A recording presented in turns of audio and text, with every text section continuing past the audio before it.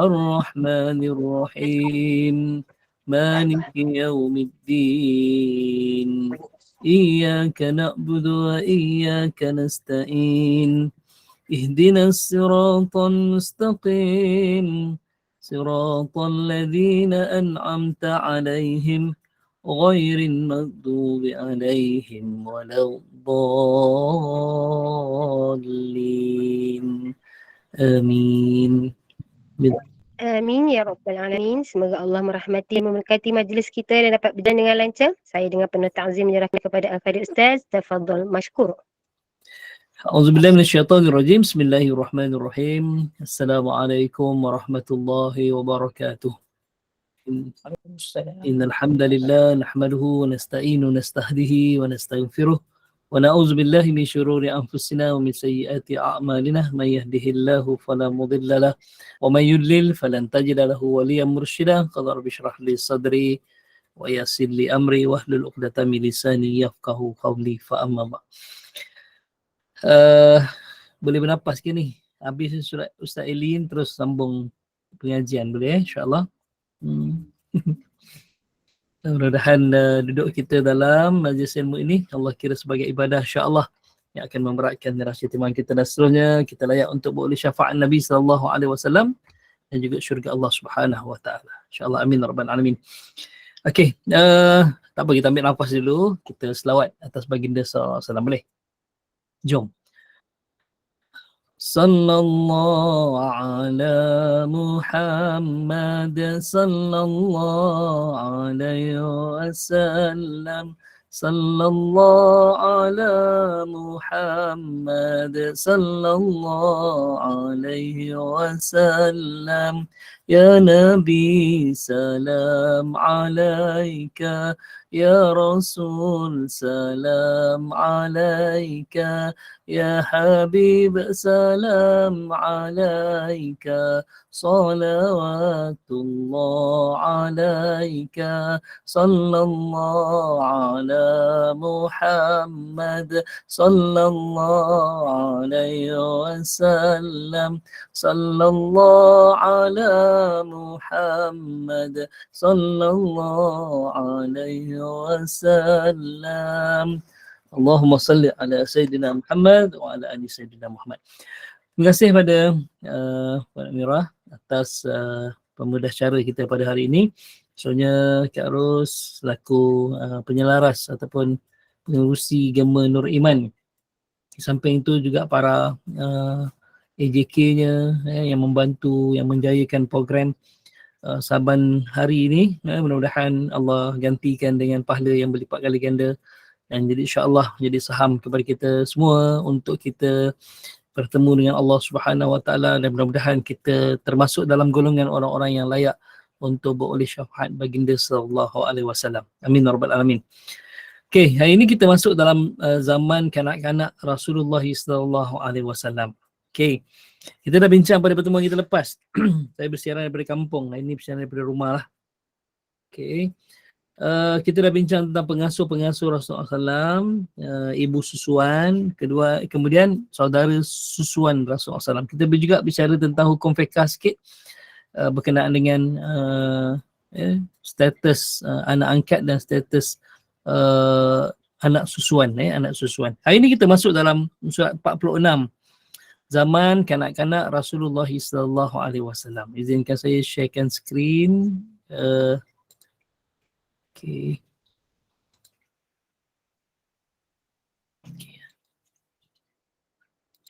Okey, alhamdulillah. Tak lagi. Okey, dah keluar. Zaman kanak-kanak Rasulullah sallallahu alaihi wasallam. Selepas dilahirkan, baginda dibawa ke perkampungan ataupun ke pendalaman Bani Sa'ad, lebih kurang 80 km daripada Mekah, okay, berdekatan dengan Qarn Manazil, berdekatan dengan Taif, kerana sudah menjadi tradisi orang-orang Arab Mekah. Sebab ada soalan yang lepas, ibu Nabi tak ada susu ke Ustaz? Tak, dia memang jadi tradisi orang-orang Arab Quraisy ni. Arab Quraisy ni bangsa bangsawan. Jadi cara mereka nak membantu orang-orang susah, dan itu tradisi mereka. Orang-orang Allah SWT, Quraisy, bangsawan Quraisy, dia akan memberikan anak-anak yang ni untuk disusukan, dan kebanyakan perempuan-perempuan Bani Sa'ad ini adalah mengambil upah tukang susu, mengambil upah tukang susu. Jadi Nabi juga tak terkecuali lah untuk disusukan oleh wanita daripada perkampungan Bani Sa'ad. Okay. Yang kedua, hikmah yang paling besarnya kita nak rujuk dalam Al-Quran. Kan kita sharekan pada pertemuan kita lepas kan. Kita nak Allah SWT yang Allah sebut dalam surah Al-Baqarah tentang penyusuan tersebut. Allah nak jadikan sumber hukum. Sebab besar sebenarnya susuan ni. Sebab itu syaratnya mesti 5 kali kenyang, tak boleh sekali susu dah jadi anak susuan, sebab dia melibatkan tentang mahram, tentang haram berkahwin. Yang kedua tentang Allahumma salli alaihi wasallam, tentang aurat, tentang aurat. So itu Nabi SAW disusukan, ada hikmahnya. Hikmah yang kedua yang terbesar adalah untuk menjadi sumber hukum tentang apa hukum penyusuan dalam Islam. Apa hukum penyusuan dalam Islam. Okey. Jadi baginda diserahkan kepada seorang perempuan yang bernama Halimatus Sa'diyah ataupun Halimah binti Abu Zu'aib As-Sa'diyah. As-Sa'diyah sebab dia adalah daripada Bani Sa'ad. Okay, kalau lelaki As-Sa'di. Jadi ni kalau perempuan As-Sa'diyah. Kalau saya Al-Jauhari. Kalau isteri saya boleh dia panggil Al-Jauhariyah, ataupun siapa ada orang Johor sini Al-Jauhariyah lah. Kalau orang Selangor Al-Selanjuriyah. Selanjur. Sebab nge dalam bahasa Arab tak ada. Kan nga tak ada dalam bahasa Arab. Jadi ditukar kepada nun dan jim. Jadi As-Selanjuriyah. Kalau Pahang, Pahanjiyah. Pahanjiyah. Kalau Perak, tak boleh tolonglah. Al-Berakiyah. Diberakkan dia kan. Orang silver Ustaz. Saya orang silver. Okey. Kalau silver, Perak dipanggil Fiddah. Al-Fiddiyah. Boleh Al-Fiddiyah. Al-Fiddiyah ni maksudnya silver ataupun perak kan. Sebab Arab ni dia tak ada huruf P. Dia ada huruf F. F tu fa. Kalau P tu dia akan ditukar kepada ba. Al-Fiddiyah lebih better lah daripada Al-Berak. Okay. Dan tu kalau kita lihat Pepsi Cola kan. Dia eja dengan ba ya ba sin ya. Pepsi Cola. Pepsi Cola. Okay. Dia tak ada huruf P, tak ada P. Jadi fa ada F. Macam tu. InsyaAllah. Jom kita masuk terus. Semasa baginda dibawa ke perkampungan Bani Sa'ad, waktu itu kemarau sedang melanda, menyebabkan ladang pertanian dan tendakan menjadi kering. Okay. Unta yang dibawa oleh Halimatus Sa'diyah ke Mekah pun, Halimatus Sa'diyah ke Mekah pun, Allahumma salli ala sayyidina Muhammad, unta yang sangat kurus. Lemah je untanya nak berjalan. Lemahnya unta nak berjalan. Ada soalan dekat ni, nanti saya akan respon soalan tu nanti tentang hukum tadi tu. Kalau penyusuan 5 kali kenyang, kalau campur botol susu, campur susu botol, tak boleh lah. Dia mesti susu badan 5 kali kenyang. Macam tu tak boleh. Waalaikumsalam. Ayat yang keberapa surah Al-Baqarah Ustaz? Kejap. Yang lepas kita dah bincang kan, lupa dah pula. 233 Ustaz. 233 kan? Ya, 233. Ya. Terima kasih. Boleh rujuk Okey, kita rujuk kejap. 233 surah Al-Baqarah. 233. Okey. Yang last tu. Kan? Wal walidatu yardi'na auladahunna haulaini kamilaini. Para ibu hendaklah menyusukan anak-anaknya selama 2 tahun penuh, iaitu bagi yang ingin menyempurnakan penyusuan, dan kewajipan ayah memberi makan dan pakaian kepada para ibu dengan cara makruf. Seorang tidak dibebani melainkan menurut kadar kesanggupannya. Janganlah seorang ibu menderita kesalahan anaknya dan juga seorang ayah akan ke anak apabila keduanya ingin menghentikan penyusuan sebelum 2 tahun dengan keleraan keduanya dan musyawarah, maka tidak ada dosa. Dan jika kamu ingin anak kamu disusukan oleh orang lain, maka tidak ada dosa bagimu apabila kamu memberikan bayaran menurut yang patut. Bertakwalah kepada Allah dan ketahuilah bahawa Allah melihat apa yang kamu kerjakan. Surah Al-Baqarah ayat 233. Ini tentang ayat penyusuan. Okay. Kemudian nanti kita bincang dalam surah An-Nisa juga tentang hukum wanita yang haram dinikahi. Hukum wanita yang haram dinikahi. Ada, sekejap nanti saya carikan ayatnya. Kalau sampai jumpa, boleh share dululah awal-awal. Okay. Wanita-wanita yang haram dinikahi disebut dalam surah An-Nisa. Termasuklah okay, Allahumma SWT, para ni lah, ibu susuan dan adik-adik susuan. Okay. Kalau jumpa nanti tolong share kan. Okay. Kalau tanya Ustaz Elin memang dia terus jawab lah sebab dia Al-Hafiz. Kalau tanya saya dia Al-Ha, separuh je tak Hafiz lagi. InsyaAllah ayat 23 Ustaz. Ayat 23 Cuba tengok. Okay. Ayat 23. 23 bukan 23. Tidak, ayat 23. Ayat 23 betul. Hurrimat alaikum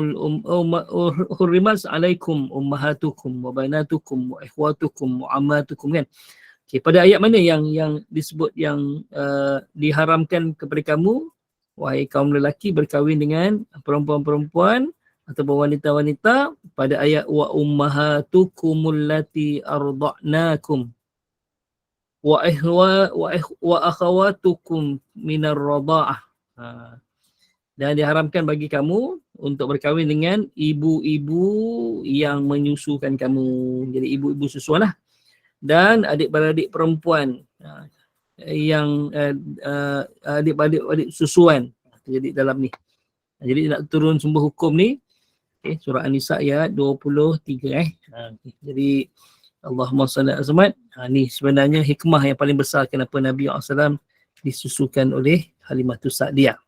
Daripada kecil lagi Nabi dah menjadi sumber hukum ketika itu walaupun Al-Quran belum turun.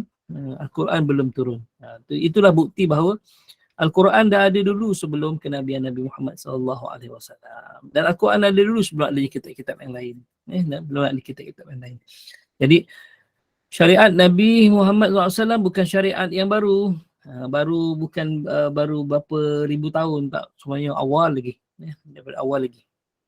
Okay. Itulah tentang itu insyaAllah. Okay. Jadi perkampungan Bani Sa'ad ni dulu dia kemarau. Bila kemarau jadi unta kurus, kambing-kambing balik dengan kantung susu yang kempis, yang tak ada susu. Kemudian tanaman-tanaman belakang semua kering. Tapi apabila baginda SAW duduk di rumah Halimatus Sa'diyah, ketika itu rumput-rumput menghijau, perkampungan itu menjadi subur kan. Kambing-kambing yang dibawa oleh suami Halimatus Sa'diyah, Al-Haris ataupun Abu Kabsah ni, dia pulang dengan kantung susu yang penuh, Dan unik sekali adalah rumah Halimatus Sa'diyah pada malam hari bercahaya, terang benderang. Walaupun ketika itu hanya disimbahi dengan cahaya pelita sahaja ataupun cahaya lilin, tapi daripada luar rumah Halimatus Sa'diyah ni dia bercahaya.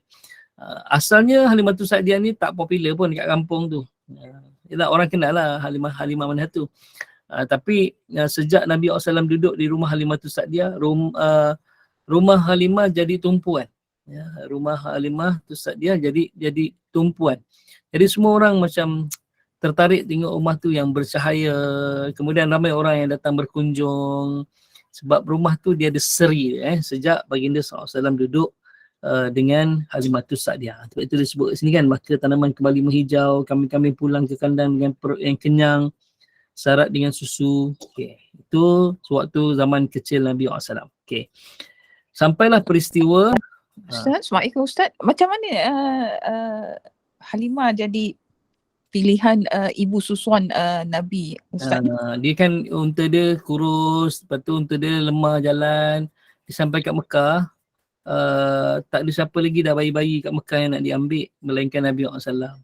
Dan orang-orang yang lain yang ambil ambil upah menyusukan bayi Mekah ni, Quraisy ni, dia tak nak ambil Nabi sebab Nabi ni anak yatim. Nabi anak yatim. Jadi bila Nabi anak yatim tak ada ayah, pada sangkaan mereka akan dapat upah yang sikit. Jadi perempuan wanita-wanita yang datang awal itu dia tak ambil Nabi. Dia tak ambil Nabi sebab dia sangka bahawa bila Nabi ni anak yatim, bayaran dia murah lah, bayaran dia murah. Halimatus Sa'diyah yang datang lambat dengan unta yang kurus, lagi lemah kan, dah tak ada siapa dah, tak ada pilihan dah. Tak ada pilihan, dia asalnya terpaksa ambil Nabi sebab daripada balik tangan kosong, tak bawa bayi untuk disusukan, tak apalah, anak yatim pun tak apalah, anak yatim pun tak apalah. Macam tu kisah dia. Jadi bila dia ambil, rupanya bukanlah bawa duit yang banyak, tapi bawa kebahagiaan, bawa keceriaan dalam rumah, bawa rezeki dari sudut tanaman, kantung susu kambing semua penuh. Itu sebenarnya macam tu. Kenapa Allahumma salli ala sayyidina, kenapa Halimatus Sa'diyah. Okey. Nanti kita akan bincang pada seterusnya tu. Okey. Nabi yatim piatu tu sebenarnya dia didasarkan pada ayat surah Ad-Duha, alam yajidka yatima fa'awa. Allah sebut pada Nabi SAW, wahai Muhammad, bukankah kami dapati engkau yatim dulu, fa'awa, maka kami pelihara engkau. Macam Nabi SAW macam mana Allah pelihara Nabi? Allah campakkan kecintaan yang sangat mendalam kepada 3 orang. Pertama, Halimatus Sa'diyah. Walaupun Halimatus Sa'diyah asalnya dia tak redha pun. Alah, dah tak adalah anak-anak orang kaya lah, tak apalah, kita ambil anak yatim ni lah, daripada balik tak ada siapa-siapa, ambil lah anak yatim ni. Tapi Allah campakkan kecintaan dia sehingga patutnya dia pulangkan umur 2 tahun, tapi selepas umur 2 tahun dia tak boleh hidup, dia tak boleh hidup lah, rasa kehilangan, jadi dia bela lagi. Tu berbanding kalau sebelum-sebelum ni menyusulkan anak orang Quraisy yang lain, 2 tahun dia pulang, 2 tahun dia pulang. Okey, ini tak boleh berpisah dia. Betul tak boleh berpisah dia. Okey. Yang kedua, Abdul Muttalib, atuk Nabi SAW. Kan yang ketiga adalah Abu Talib, 3 orang yang Allah campakkan kecintaan yang mendalam kepada 3 orang ni. 3 orang, yang pertama Halimatus Sa'diyah, yang kedua Abdul Muttalib. Abdul Muttalib banyak cucu-cucu yang lain, tapi Muhammad adalah yang paling disayangi. Abu Talib, pakcik Nabi yang miskin, kemudian ramai anak. Asalnya pun dia menolak untuk jaga Nabi. Nanti kita akan bincang. Asalnya dia menolak juga untuk jaga Nabi. Tapi oleh kerana atuknya, tak ada dengar suara. Zalihan tu, tak ada dengar suara, keluar dulu. Suara saya jelas kan? Dengar kan? Jelas, Ustaz. Jelas. Okey. Jadi Abu Talib ni asalnya dia menolak. Tapi bila bapa dia, Abdul Muttalib, iaitu atuk Nabi SAW, panggil semua adik-beradik dia, kan? Dan dia tanya siapa yang nak jaga Muhammad selepas kematian aku ni. Semua diam. Semua tak nak jaga. Lalu kata Abdul Muttalib, atuk Nabi SAW, dia kata, wahai Abu Talib, wahai anakku Abu Talib. Atau nama betul dia Imran. Okay, Imran bin Abdul Muttalib. Dia kata, wahai Abu Talib, Muhammad pilih engkau. Muhammad pilih engkau. Dia kata, wahai ayah, aku ni adalah adik-beradik yang paling miskin antara adik-beradik yang lain. Kemudian aku ni ramai anak, aku takut tak boleh pelihara dia. Tak boleh pelihara dia. Tapi kata atuk Nabi SAW, wahai Abu Talib, Muhammad pilih engkau. Jadi dia dengan berat hati dia ambil lah. Dia ambil tanggungjawab tu. Tapi bila mana Nabi SAW berada dalam rumah Abu Talib, Allah campakkan kecintaan yang mendalam kepada Abu Talib. Sayangnya kepada baginda SAW lebih sayang daripada anak-anak dia yang lain. Itulah. Jadi alam yajidka yatima fa'awa. Okey. Bukankah kami dapati engkau yatim dulu, wahai Muhammad? Kan fa'awa, kami pelihara engkau. Kan? Itu kisah tentang dia. Termasuklah Halimatus Sa'diyah. Okey. Selesai insyaAllah. Terima kasih Kak Zina atas nota. Abu Talib bapa seibu sebapa dengan bapanya Abdullah, betul? Abu Talib ni seibu sebapa. Kalau yang Abu Lahab, dia tak seibu, sebapa je. Sayyidina Hamzah pun dia tak seibu, dia sebapa saja kan. Yang seibu sebapa dengan Allahumma salli ayah Nabi SAW adalah Abu Talib, ataupun nama betulnya Imran bin Abdul Muttalib. Okey, masya-Allah. Jom. Kita masuk ketika Nabi SAW berusia 12 tahun. Okay. Semasa berusia 12 tahun, ataupun dalam lebih tepatnya adalah 12 tahun 2 bulan 10 hari. Okay. Baginda mengikut bapa saudaranya pergi berniaga ke Syam. Okay. Baginda dan rombongan perniagaan daripada Mekah bertemu seorang rahib yang Nasrani yang digelarkan sebagai Bukhairah. Nama betul dia adalah Jejos, ataupun ada yang menyebut sebagai Jejis. Jejis. Dia pernah memegang jawatan ketua padri di Konstantinopel ataupun Konstantinia ataupun Istanbul sekarang, di bawah pemerintahan Rom. Jadi dia adalah rahib agama Nasrani yang sangat pakar tentang kitab Injil, sangat pakar dengan tentang kitab Injil. Dinamakan dia Bukhairah. Bukhairah ni maksudnya tasik. Kalau bahrun ni laut, bahrun laut. Okay, tapi kalau Buhaira ni maksud dia dia kalau kita belajar bahasa Arab dipanggil tasghir, pengecilan. Jadi besarnya bahrun, kalau kecil sikit daripada bahrun dipanggil Bukhaira, itu laut, itu tasik. Digelarkan sebagai tasik kerana ilmunya yang luas. Kan macam ada seorang ulama yang digelarkan sebagai Syafi'i kecil. Okey, dapat Imam Syafi'i, ilmu yang tinggi, yang bermazhab Syafi'i adalah Syekh Izzuddin, tak silap saya nama dia, tapi gelarannya Imam Ar-Ramli. Bapa saya lah kan, Imam Ar-Ramli. Saya ingat lagi waktu zaman saya belajar kat Mesir dulu, hari pertama sampai kat airport tu, kat immigration dia pegawai immigration tu Arab tanya saya. Dia kata, Min Ramli, siapa Ramli ni? Saya kata Abi. Lepas tu dia kata, Abu Karaman, dia kata saya. Bapa engkau pasir, sebab Ramli maksudnya pasir. Ramlah pun sama juga jangan gelakkan saya. Ramlah pun pasir juga. Ramli maksudnya pasir.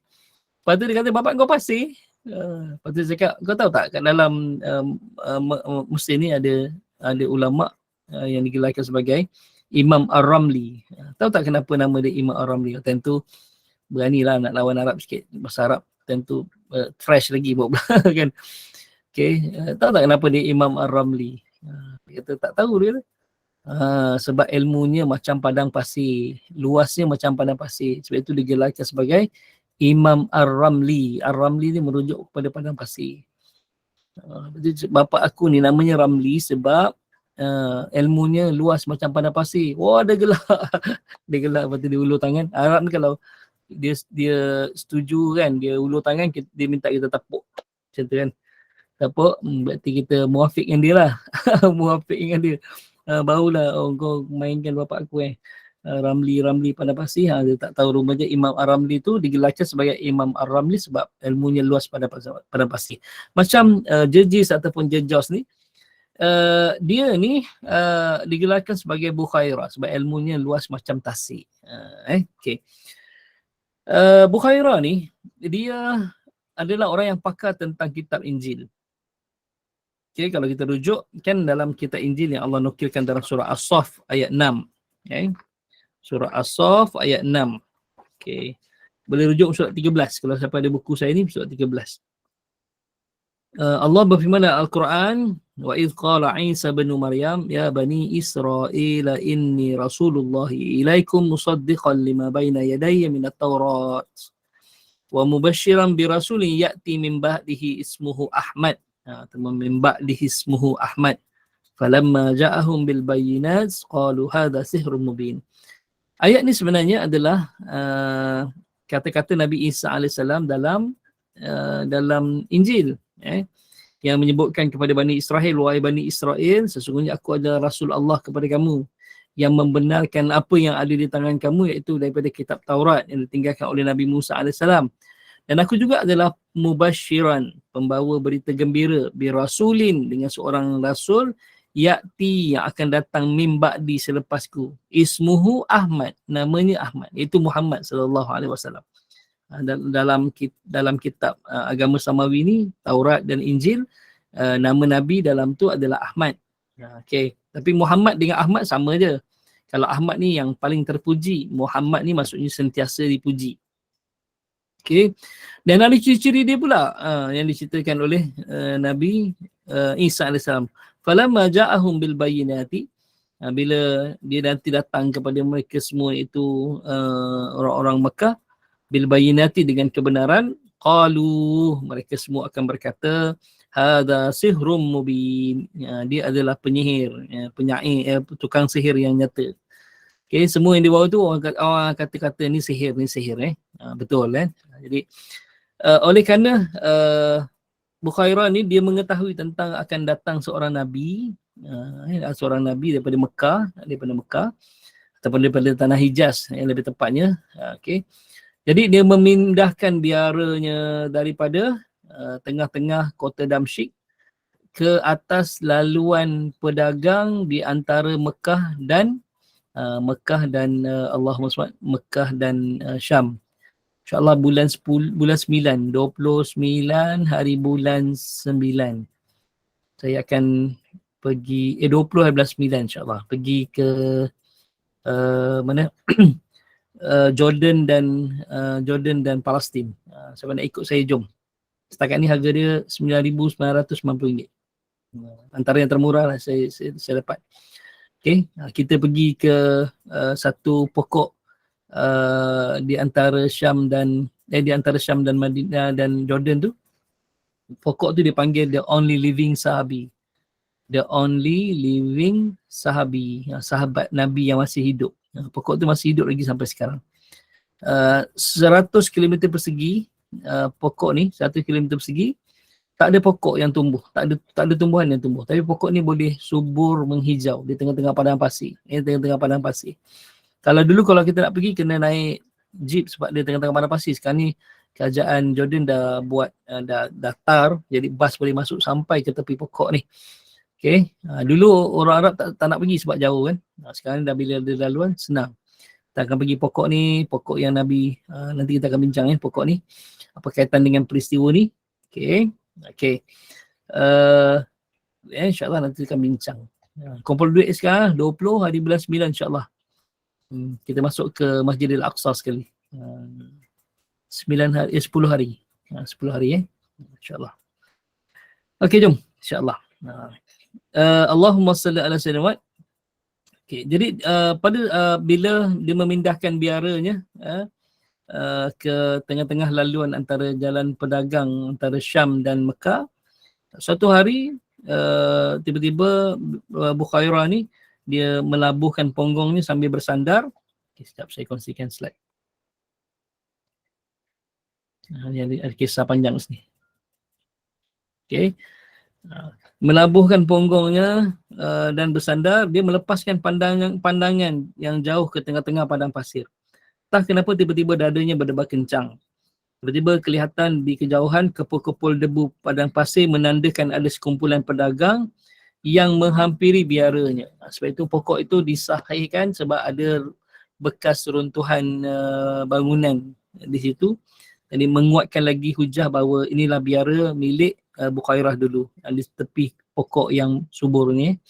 Pokok kacang pistachio dia subur tapi tak ada buah lah, cuma daun dia hijau Kalau ada buah nanti takut orang ambil buah tu, buat tangkal apa semua kan. Tak. Jadi sebab tak ada buah.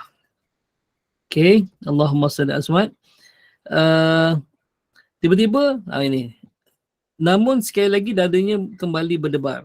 Dengan sabar dia menunggu ketibaan rombongan tersebut, sedang asyik dia menanti. Terlihat olehnya satu keganjilan berlaku. Rahib tersebut berasa tidak puas hati dan naik ke tempat yang tinggi untuk mengamati keganjilan yang sedang dilihatnya. Satu keajaiban yang berlaku ialah dia dapat melihat ada setumpuk awan nipis mengiringi rombongan dan memayungi seseorang daripada panas mentari. Seraya berkata, Ya Allah, inilah salah satu daripada tanda-tandanya. Dia pasti bersama rombongan ini, iaitu Nabi SAW. Lalu rahib tersebut terus mempelawa, mempelawa rombongan pedagang daripada tanah Arab itu singgah di biaranya dan menghidangkan jamuan yang lazat. Namun kebiasaannya rahib tersebut tidak pernah mempedulikan rombongan pedagang yang sering lalu di hadapan biaranya. Namun kali ini dia berbuat demikian sebab hatinya berdebar-debar, tiba rasa macam duduk, kenapa berdebar-debar ni? Macam dia akan melihat sesuatu yang dinanti-nantikan selama ni.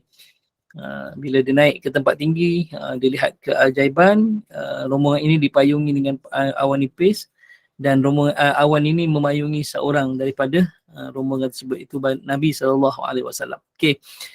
Jadi bila rahib diperkenalkan dengan ketua rombongan iaitu Abu Talib, pakcik Nabi SAW, dan semua rombongan masuk sambil kedua berbola matanya mencari kanak-kanak tadi yang dilihat awan nipis memayunginya.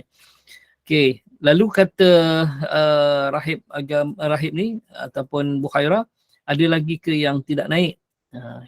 Jawab Abu Talib, ada seorang kanak-kanak, dia menjaga barang dagangan di bawah. Jadi ketika Nabi SAW menjaga barangan di bawah itu, baginda bersandar di satu pohon,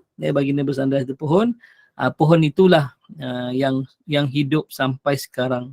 Pohon itulah yang hidup sampai sekarang. Dan digelarkan pohon itu sebagai the only living sahabi, sahabat Nabi yang masih hidup. Okay. Ketika umur 12 tahun Nabi bersandar pada pokok itu. Habib Umar bin Hafiz bin Salim, Habib Umar lah, dia mengesahkan pokok ni, mengesahkan pokok ni. Kemudian Raja Jordan juga, dia naik helikopter meninjau kawasan sekitar. Bila dia kaji 100 km persegi, 100 km persegi, 100 km persegi. Tidak ada tumbuhan yang tumbuh melainkan pokok ini yang subur, hijau di tengah-tengah padang pasir. Lepas tu dikuatkan pula ada biara di tepinya. Jadi menguatkan bahawa inilah pokok yang pernah Nabi sandar ketika berusia 12 tahun dulu. 12 tahun. Apabila Abu Talib jawab ada seorang kanak-kanak yang kami tugaskan dia untuk jaga barang dagangan di bawah. Lalu jawab Bukhairah, ajak dia naik sekali, sebab dia adalah tetamuku juga. Sepanjang masa mata Bukhairah tidak terlepas daripada melihat kanak-kanak itu dan cuba melontarkan soalan menguji. Dia kata, wahai anak dengan nama Lata dan Uzza, pakcik ingin bertanya. Serta-merta soalannya mendapat tindak balas. Kanak-kanak itu merasa kurang senang dengan nama Lata dan Uzza. Dan dia menyebutkan bahawa saya benci dengan nama Lata dan Uzza. Apabila beliau bertanya dengan nama Allah, barulah kali ini kanak-kanak itu menjawab, anak-anak itu tersenyum. Okay. Dan Bukhairah bertanya, siapa namamu? Okay. Baginda Rasulullah menjawab, Muhammad. Bukhairah bertanya lagi, ayahmu? Baginda Rasulullah menjawab, Abdullah. Dan soalan terakhir adalah, ibumu? Dengan tenang baginda menjawab, Aminah. Setelah itu barulah rahib Bukhairah bertanyakan tentang kehidupan seharian kanak-kanak ini. Okay. Dia sebut tentang ni. Okay.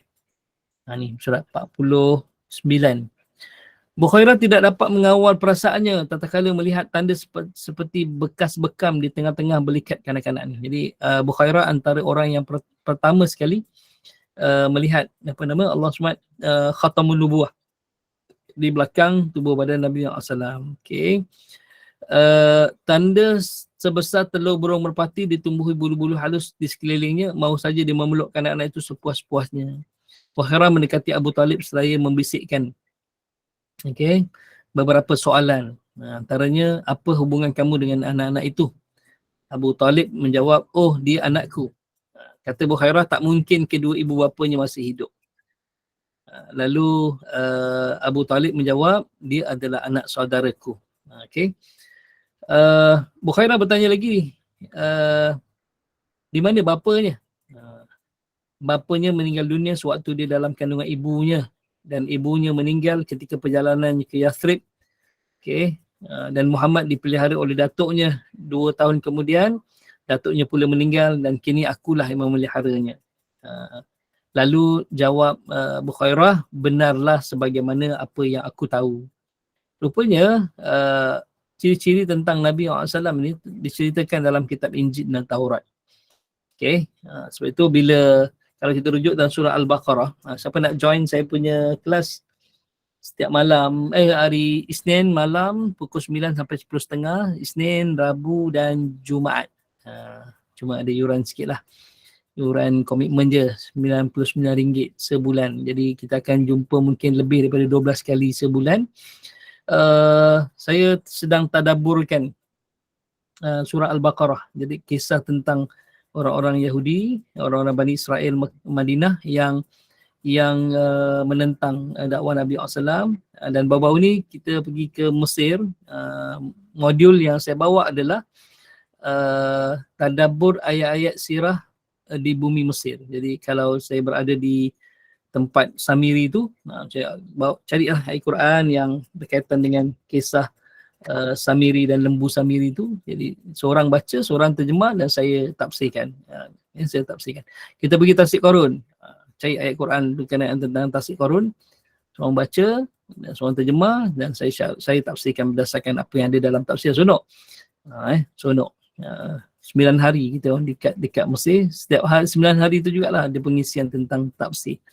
InsyaAllah kalau nak nanti apa-apa beritahu InsyaAllah kalau nak join yang kelas tadabbur tu. Tapi mungkin bertemu dengan kelas ni lah yang dianjurkan oleh GNI ni. Okey, tak apa insyaAllah. Okey, jom. Sebab itu dia kata itulah sebagaimana aku tahu kan.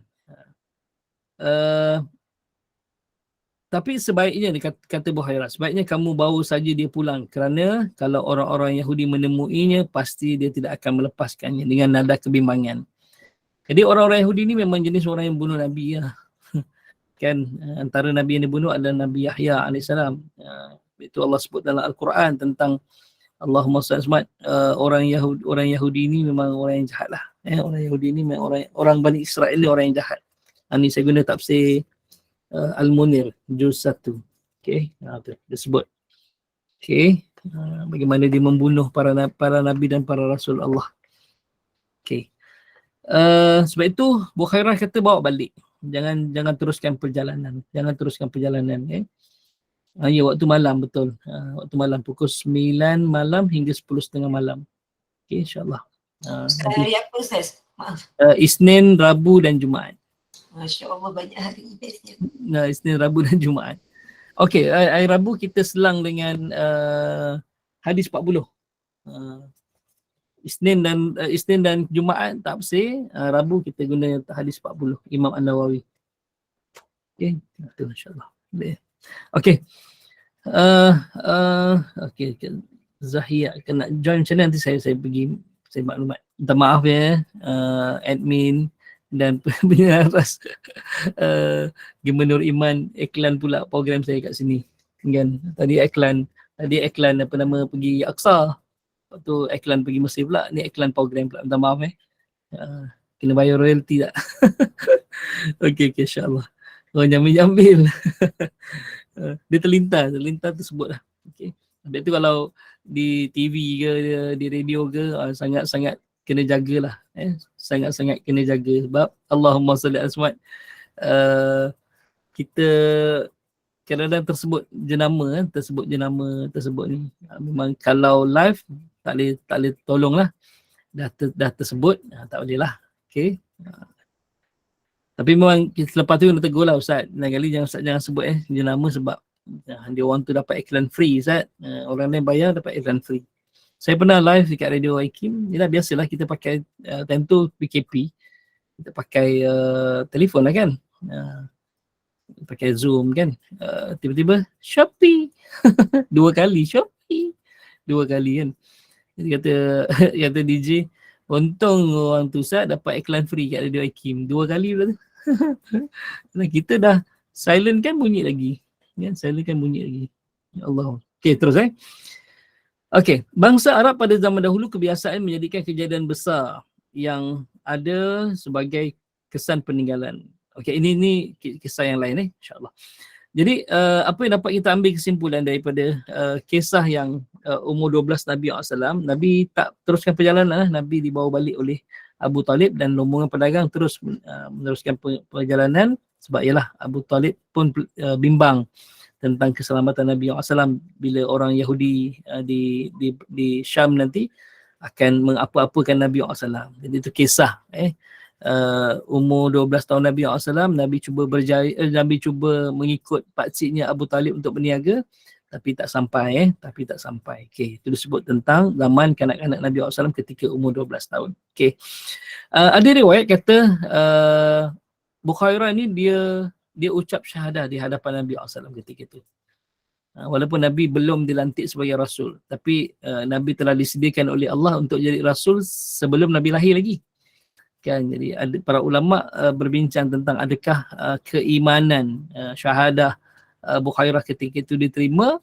Para ulama kata ya diterima walaupun Nabi belum dilantik sebagai Rasul. Jadi orang pertama yang beriman kepada Nabi adalah Bukhairah. Orang pertama yang beriman kepada Nabi SAW adalah Bukhairah. Walaupun Nabi belum dilantik sebagai Rasul ketika itu oleh Allah Subhanahu Wa Taala. Tapi penyediaan untuk jadi Nabi dah awal lagi kan. Sebelum Nabi lahir, Allah dah selamatkan Mekah. Sebelum Nabi lahir, nama Muhammad itu tak pernah digunakan oleh orang lain. Sebelum Nabi lahir, Aminah tidak mengalami kesukaran sebagaimana ibu-ibu yang mengandung yang lain, kan? Okey, jadi itu keistimewaan untuk Nabi SAW. Jadi waktu Nabi umur 4 tahun, peristiwa pembelahan dada Nabi SAW oleh malaikat Jibril berlaku pada waktu tengah hari, kan? Itu juga adalah persediaan Nabi untuk menjadi Rasul, untuk menerima wahyu.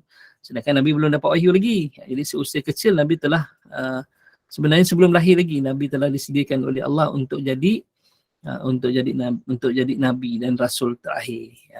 Yang paling besarnya adalah Allah pelihara seluruh keturunan Nabi SAW daripada zina. Tidak ada keturunan Nabi SAW yang lahir melalui zina. Maksudnya tidak lahir melalui tanpa pernikahan. Dan kedua ibu bapa yang tu adalah beriman pada Allah. Beriman pada Allah Subhanahu Wa Taala. Okay. Sejak daripada Nabi Adam AS. Jadi keturunan Nabi Muhammad ni dipelihara.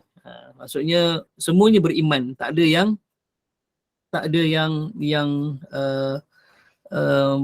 kita panggil menyembah berhala ataupun tidak menyembah selain daripada Allah Subhanahu Wa Taala. Sebab itu ada riwayat yang bapa Nabi Ibrahim, sebab Nabi Muhammad SAW daripada Nabi Ismail kan. Nabi Ismail kan daripada Nabi Ibrahim kan. Kan ada kita sebut Azar tu adalah bapa Nabi Ibrahim kan, yang buat berhala, yang menyembah berhala. Okey.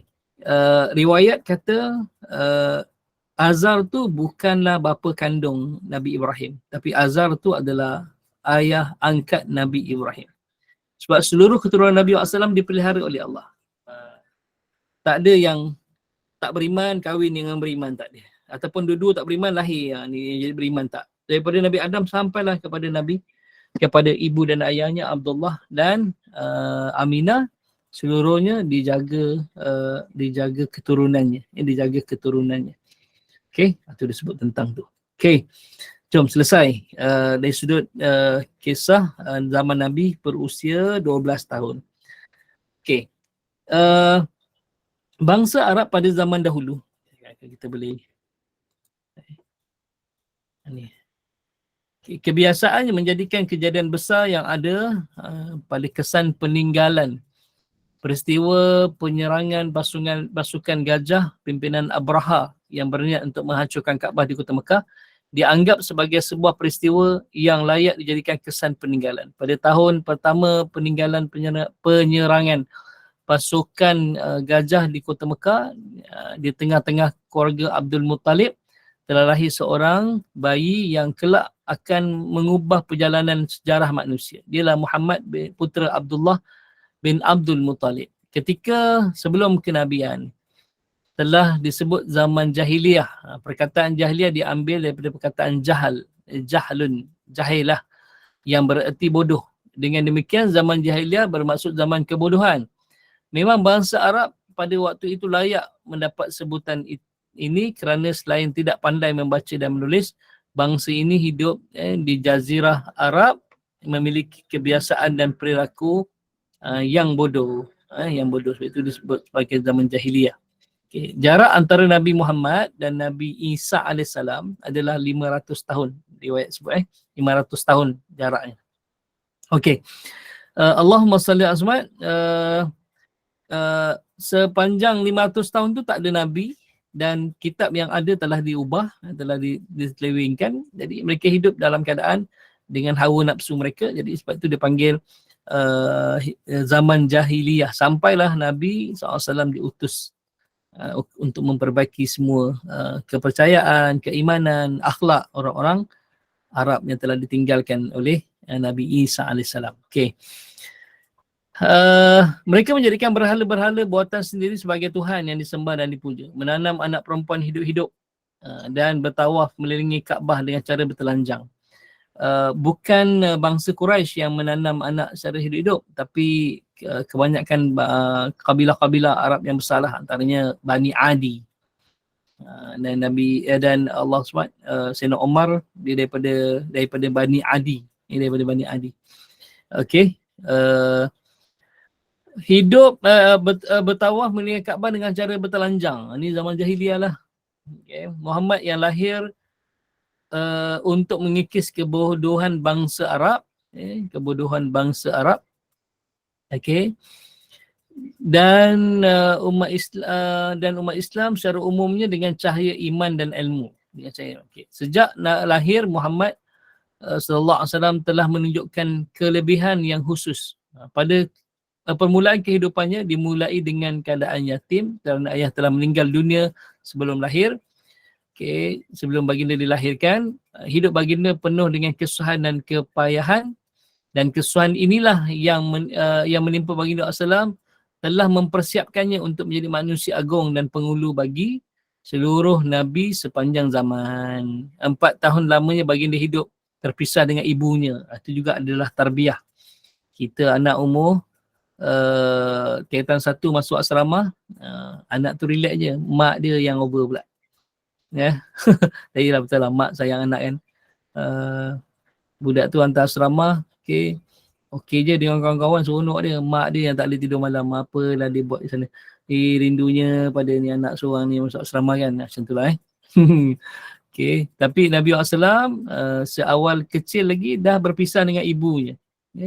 Berpisah dengan ibunya. Ini adalah satu tarbiyah secara tak langsung daripada Allah SWT kan.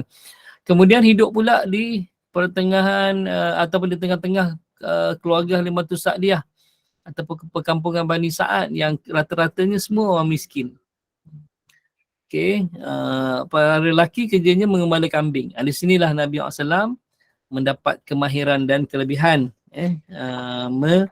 Allah SWT menternak kambing. Menternak kambing. Sebab itulah Nabi SAW kata, ada hadis daripada Abu Hurairah radhiyallahu an, qala ma ba'atsallahu nabiyyan illa ra'al ghanam.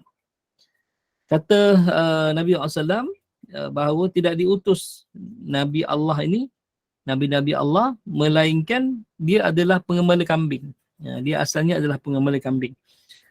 Faqala ashabihi, dan berkatalah para sahabat-sahabat Nabi SAW, wa anta ya Rasulullah, kau juga ya Rasulullah? Dia kata, na'am, kuntu ara'aha ala qararita di ahli Mekah. Aku juga mengambil upah mengembala kambing dengan upahnya beberapa kirat daripada penduduk-penduduk Mekah. Hadis riwayat Bukhari. Jadi Nabi SAW juga pengembala kambing. Jadi dia duduk di perkampungan Bani Sa'ad, dia bukan duduk macam tu. Baginda SAW membantu ayah susuan dia lah, Abu Kabsah, untuk mengembala kambing. Jadi daripada situ, daripada situ Nabi dapat tarbiyah, Nabi dapat didikan bagaimana nak mengembala kambing. Kak Rozita, maaf Ustaz, perkampungan Bani Sa'ad masih ada lagi tak sekarang ni atau ada nama baru? Tak, masih ada lagi. Cuma jarang orang pergilah sebab jauh kan, 80 km daripada ni. Kalau pergi ke Taif, dia laluan dia lain sikit lah. Dia dekat dengan Kandung Manazil, tapi tak ada orang pergi ke perkampungan Bani Sa'ad tu. Masih ada lagi. Masih ada lagi. Perkampungan Bani Sa'ad tu masih ada lagi. Namanya, kalau tak silap pun masih lagi. Masih lagi perkampungan Bani Sa'ad. Kita sebut tentang tu insyaAllah. Nama-nama kampung ni dulu, dia sebab Sa'ad ni, Bani Sa'ad, maksudnya ketua dia Sa'ad bin apa, Allah Alam lah. Jadi dia ambil nama ketua kaum tu Sa'ad. Jadi semua orang yang duduk dekat kabilah tu dipanggil dia As-Sa'di ataupun As-Sa'diyah. Mengambil nama ketuanya. Jadi dipanggil Bani siapa? Ni Bani Sa'ad, maksudnya dia adalah kabilah Arab daripada perkampungan namanya Sa'ad. Okay. Dan kampung tu pula diambil nama daripada ketua kampung tu lah. Macam Bani Salim, namanya Salim. Jadi dipanggil Bani Salim. Macam tu itu istilahnya. Jadi siapa ketua kampung tu nama dia macam tu lah. Okay. Puak Sa'ad. Ya betul. Puak Sa'ad. Bani Sa'ad ni Puak Sa'ad. Okay. Allahumma salli ala Muhammad. Selesai Jadi Allahumma salli ala Muhammad. Setelah 4 tahun baginda hidup terpisah dengan ibunya Aminah binti Wahab dan tinggal di tengah-tengah keluarga Halimatus Sa'diyah. Setelah berumur 4 tahun dengan berat hati, Halimatus Sa'diyah menyerahkan Nabi SAW semula kepada ibunya. Inilah zaman kanak-kanak Nabi SAW. Okay. Pertama, lepas lahir beberapa hari, baginda SAW diserahkan kepada Halimatus Sa'diyah. Kemudian bila dia berusia 10 tahun, 8 tahun dia balik. Lepas daripada 4 tahun tu dia dipelihara oleh ibunya lah sampai umurnya 8 tahun. 8 tahun. Ibunya meninggal. Kemudian dipelihara pula oleh datuknya sampai umur 10 tahun. Sampai umur 10 tahun. Okay. Datuknya meninggal, dipelihara pula oleh pak ciknya Abu Talib, bermula daripada umur 10 tahun sampai umur 25 tahun sampai Nabi berkahwin. Sampai Nabi berkahwin. Okey. Itu dah disebut tentang tu. Ini kisah zaman kanak-kanak Nabi SAW. Okey. Apa yang saya nak kongsi sebagai penutup pertemuan kita hari ini adalah Nabi Muhammad ni daripada kecil ada 3 sifat yang memang dikagumi oleh orang-orang Arab. Okey. Semua orang suka dengan Muhammad. Dan semua ibu-ibu, ayah-ayah yang berada di Mekah itu, kalau anaknya degil, mereka akan marah dengan, cubalah kau baik macam Muhammad. Cuba kau ikut Muhammad tu baik. Kan tu. Sebab itu disebut dalam Al-Quran. Disebut dalam Al-Quran. Okay. Allahumma salli ala Muhammad.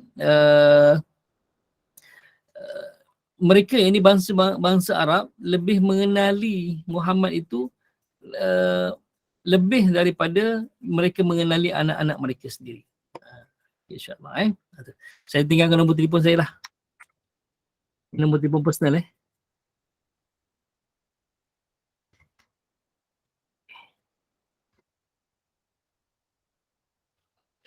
Kalau apa-apa nak tanya, nak berhubung boleh terus direct callkan saya. InsyaAllah. Okey, macam tu Okay. Tiga akhlak ataupun sifat Nabi yang memang menjadi buah mulut orang. Pertama sekali adalah Allahumma salli ala Muhammad. Nabi ni daripada kecil tak pernah bohong. Nabi daripada kecil tak pernah bohong. Sebab itu Nabi SAW bila dia naik atas bukit Safa, dia kata, bagaimana kalau aku katakan di belakang bukit ini ada tentera yang sedang bersiap sedia untuk menyerang kita semua, adakah kamu percaya? Semua ketika itu kata, ya wahai Muhammad, kami percaya kamu sebab kamu tak pernah berbohong daripada kecil. Okay. Yang kedua, Nabi ni orangnya amanah. Kalau pelihara kambing ni, dia jaga kambing tu macam kambing dia. Kalau orang jaga kambing mungkin sambil lewa kan, tidur ke apa ke, tak. Dia jaga satu-satu, dia perhatikan satu-satu. Memang semua orang suka upah kepada Nabi Muhammad untuk jaga kambing. Okay. Yang ketiga, sifat yang ni adalah Nabi Muhammad SAW daripada kecil suka tolong orang. Kalau nampak makcik balik daripada pasar bawa barang banyak, orang pertama yang berlari tolong makcik tu hantar barang ni sampai ke rumah adalah Muhammad. Okay. Sebab itu Nabi ni suka tolong orang. Sebab itu semua orang suka dengan Nabi Muhammad. Semua orang suka pada Nabi. Tapi bila Nabi diutus jadi Rasul, Nabi kata, aku adalah Rasul yang diutus oleh Allah untuk menyelamatkan kamu semua.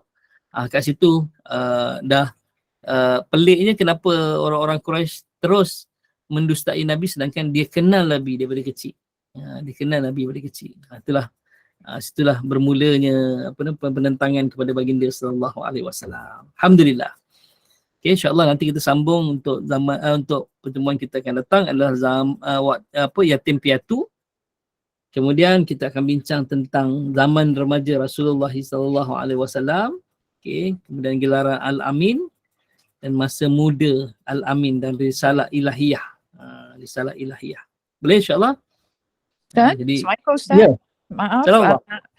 pokok tadi, macam apa cerita dia sebenar tadi? Pokok tu Nabi bersandar Sandar. sementara sandar bila tu? Masih Masa dia singgah ke biara apa nama? singgah. Biara Bukhairah tadi tu. Biara Bukhairah. Oh, Jangan tengok pokok Kalau boleh search kat Google, type je. pokok apa tu? The Only living sahabi. only living apa Ustaz? Tak berapa dengar. Sahabat. Sahabi. I see. Maknanya sekali je ke dia sandar kat pokok tu? Pasal Sekali dia je. Sekali tu je. yang dia ikut tu kan. Lepas tu Ah. dia tak dibawa lagi lah untuk berniaga bersama bapa saudara dia. Oh, sekali. Sekali je. Hmm. Ni pokok ni. So makna pokok tu masih ada lagi. Masih ada lagi? Di Jordan. Di Jordan. So makna pokok tu berapa banyak? Ustaz je Satu satu je. kan? Sebatang je. Besar lah pokok Ni tu. lah. Tengok dekat ni. Ni lah pokoknya.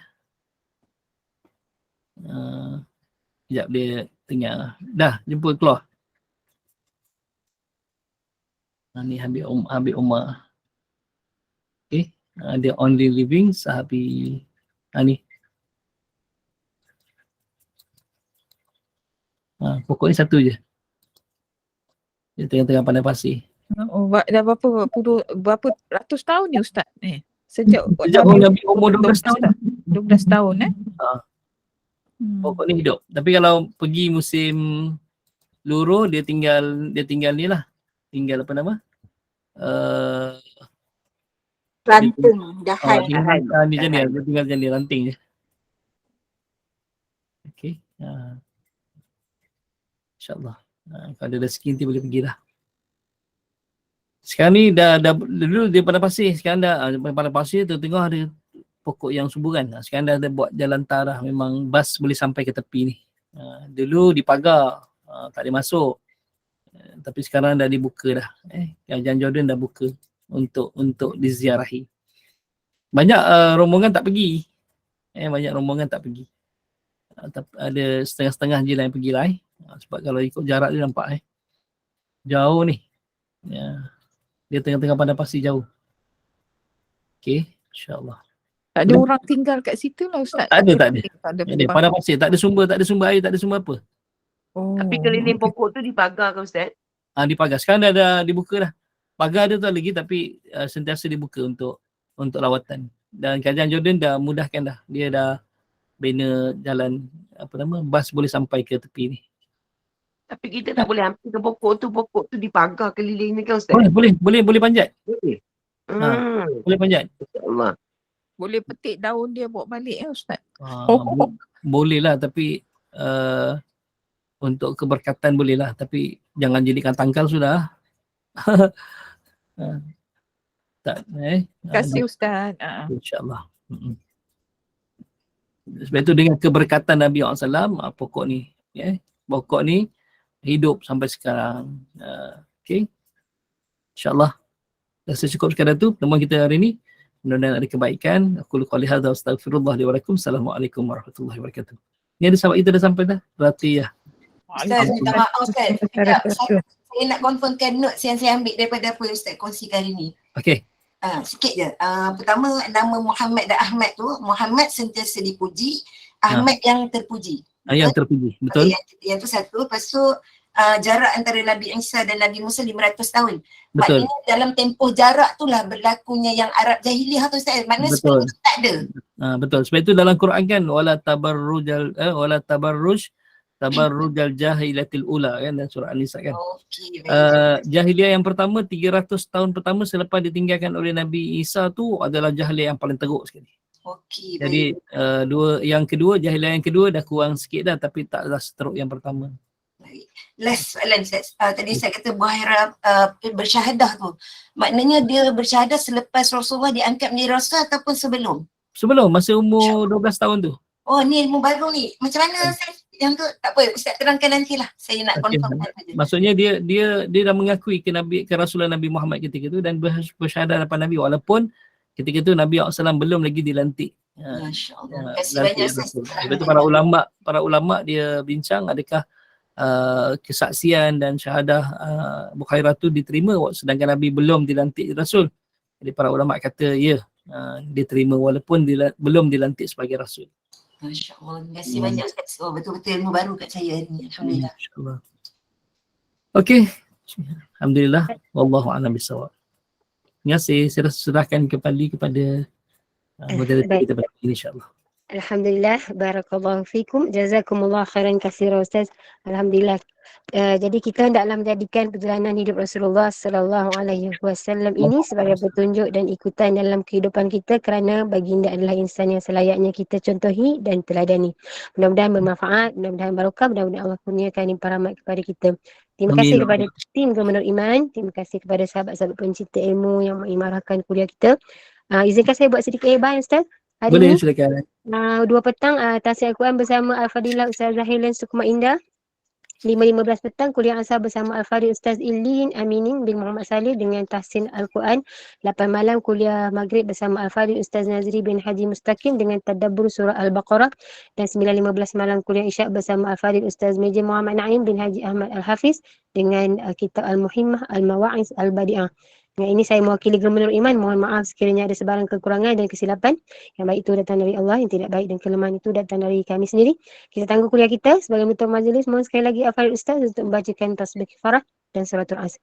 Subhanakallah bihamdika nashhadu an la ilaha illa anta wa nastaghfiruka wa natubu ilaik. Bismillahirrahmanirrahim. Wal 'asr innal insana lafi khusr illa alladhina amanu wa 'amilus solihat wa tawasaw bil haqq wa tawasaw bis sabr. Sallallahu alaihi Muhammad wa ala alihi wa sahbihi wa alihi wasallam. Walhamdulillahi rabbil alamin.